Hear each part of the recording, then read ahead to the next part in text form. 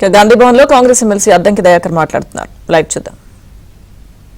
మైకులు కట్ చేస్తామంటూ మైకులు కట్ చేసేది పిచ్చి కూతలు కూస్తే గిట్టని అసెంబ్లీకి ఎందుకు రాను అంటే ఒక గంట పోయి మాట్లాడటానికి ఏ విధంగా మాట్లాడుతున్నారో తెలంగాణ ప్రజలందరూ కూడా చూస్తున్న పరిస్థితులు. నేను అంటున్నా, నిజంగా చెప్పాలంటే ఈ రోజు తెలిసింది ఒక బచ్చగాడి రాజనీతిలో బచ్చగాడి ఒక లుచ్చాగాడి. ఎందుకు ఆ మాట అనాల్సి వస్తుందంటే కనీసం తరీకా ఒక ప్రజాప్రతినిధి ఒక పార్టీకి వర్కింగ్ ప్రెసిడెంట్ అంటే ఎట్లా ఉండాలనో కనీసం ఆ తరీకా తెలియని సన్నాసి లెక్క నేను చూడాల్సిన పరిస్థితి వచ్చింది. నిన్ను నీ ప్రెస్ మీట్ కు స్పందించాలంటే తిట్ల జరగం మేము ముద్ద చేసుకొని తిట్లని తీసుకోవాల్సి వస్తున్నది, పుస్తకాన్ని రెఫర్ చేయాల్సి వస్తున్నది.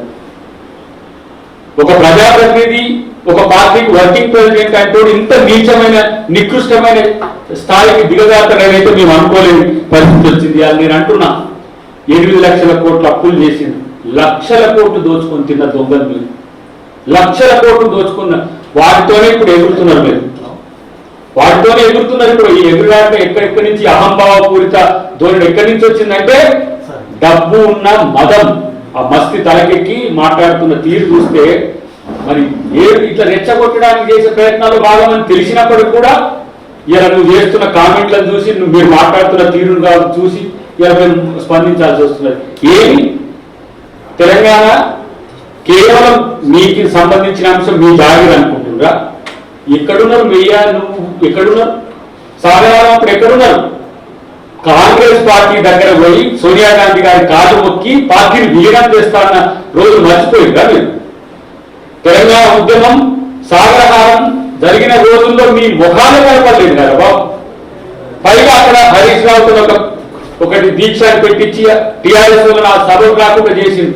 కాంగ్రెస్ పార్టీలో విలీనం చేస్తా అని తిరిగి నెల 2 నెలలు. ఆ రోజు కొట్టాడలో ఇక్కడ ఉన్నాం.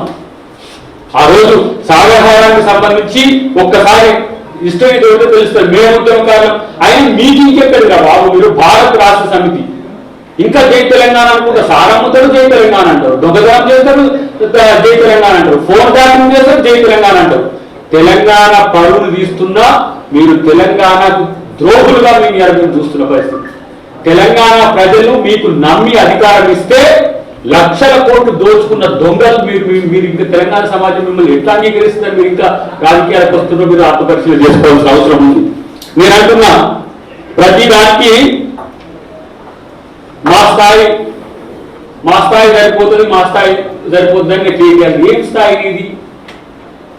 నీ చెల్లె ఫోన్ ట్యాపింగ్ చేసి ఔరంగజేబు కూడా ఇట్లా చేసి ఉంటాను కూడా నేను. చెల్లె ఫోన్ ట్యాపింగ్ చేసి చెల్లెనే ఈరోజు అనగదొక్కే సంస్కృతి మీది.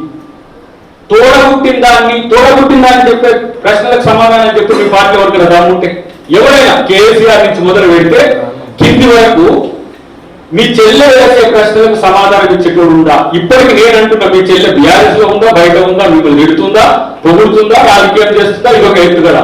ఎవరికి తెలియదు.